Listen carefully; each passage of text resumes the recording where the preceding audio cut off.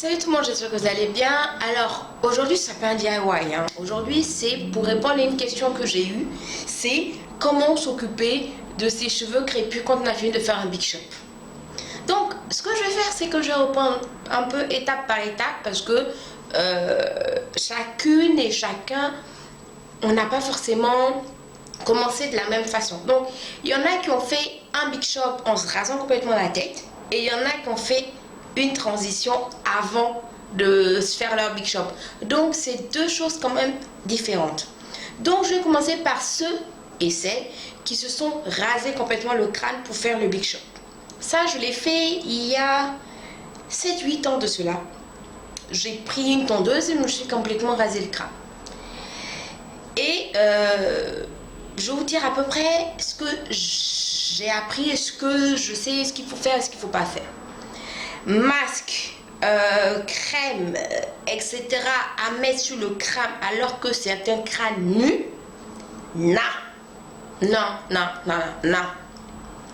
Tout ce que ça va faire, ça va vous boucher les pores et ralentir votre pousse. Voilà. Donc, lavez vos cheveux tranquillement, faites votre shampoing, pas la peine de faire des masques, pas la peine même de mettre des crèmes dessus. Vous mettez juste votre crème de corps là, comme ce que vous mettez sur le visage, vous mettez ça partout pour hydrater toute la peau et hydrater le cuir chevelu. Et puis c'est tout. Vous laissez pousser. C'est au bout de 3, 4, 5 mois, quand vous allez avoir cette longueur de cheveux à peu près, que là il va falloir commencer à nourrir le cheveu parce que le cheveu est loin de la racine. Mais avant ça, c'est pas la peine de vous embêter, emmerder avec tous les produits qui existent, etc. Moi, j'ai mis, je crois, j'ai Mumu peut dire, mais je pense que j'ai mis peut-être 8 mois, 1 an pour pouvoir faire un chignon. Voilà. Donc, vous voyez que quand on ne fait rien sur ses cheveux, ça pousse quand même assez vite. Ensuite, je me suis redéfrisé les cheveux. Et là, j'ai fait une transition. Et là, c'est il y a 5-6 ans à peu près que j'ai fait ça. Il y a 5 ans, ouais, 5 ans à peu près que j'ai fait une transition et j'ai coupé. Là, la transition, j'avais déjà cette longueur de cheveux. Et donc, à partir de cette longueur de cheveux, je faisais des soins. Attention aux huiles essentielles. On en parle beaucoup, on dit il faut mettre huile essentielle ceci pour accélérer, etc. Attention, en fonction de la quantité d'huile essentielle que vous allez utiliser et en fonction du mélange, vous risquez de ne pas avoir un bon effet. Donc il y en a quelques-unes qui m'ont dit ah mais leur cuir cheveux les dérange, pique, démange, etc. Je fais est-ce que vous n'utilisez pas d'huile essentielle, etc. Oui, j'utilise l'essentiel de thé, voilà. Donc, attention à tout ce que vous pensez, tout ce qu'on voit partout, que c'est très bon pour nos cheveux. Attention, vous testez. Quand vous voyez que ça ne convient pas, vous arrêtez. Donc, que je disais là.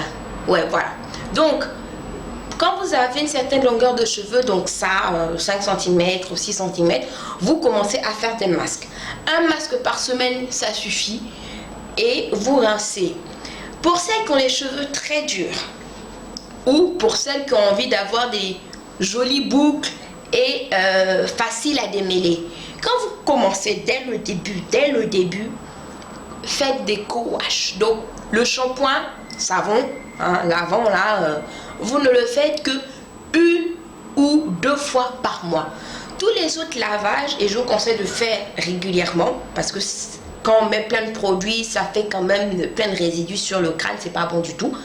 Donc si vous faites ça, vous allez voir que plus vous allez faire des co-wash, donc ça veut dire laver vos cheveux seulement avec votre après-shampoing, vous allez nourrir le cheveu, le gainer, l'hydrater et lui-même il va prendre des formes, vous-même vous allez être surprise, dire oh j'ai de beaux cheveux, voilà.